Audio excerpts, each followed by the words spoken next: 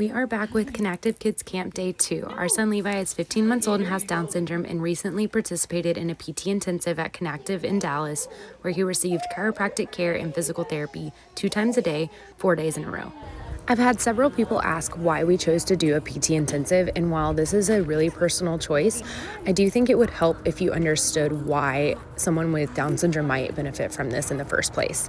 Nearly all people with Down syndrome experience something called hypotonia, which is low tone, and you can kind of compare this to like a really stretched out hair elastic. So if you were going to try to make a ponytail with that elastic, you would likely have to wrap it around several more times just for it to hold the hair in place. Even then, because the hair elastic is so stretched out, the hair might start to fall out, the ponytail might start to slip down.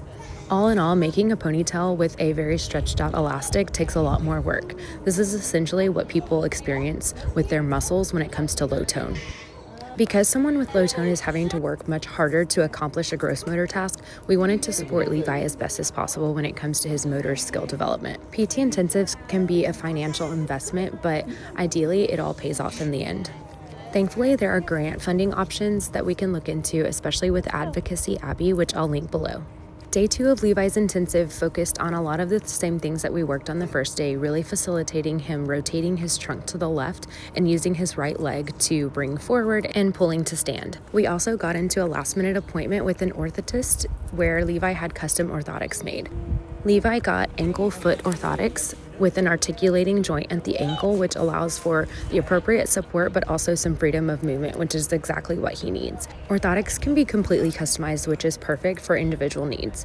Seeing the process of how orthotics are made in real time was a really neat experience. They essentially use a wet casting that dries around the patient's body part, and then they cut that off, create a positive mold, and then they fabricate the orthosis after that. Custom orthotics are also another big investment and oftentimes are not covered by insurance. In fact, our insurance did not cover Levi's AFOs and we had to pay out of pocket, but again, it usually is worth the investment. The afternoon session of day 2 of camp, we focused a lot on single leg balance and single leg stance so that we could initiate weight shifting for taking steps and cruising. Even though it was hard, things really started to click for Levi here, and he was doing things and initiating so much more on his own. We ended day 2 at the Fort Worth Stockyards, and the kids had so much fun exploring, and the ribeye was great. Stay tuned for day 3.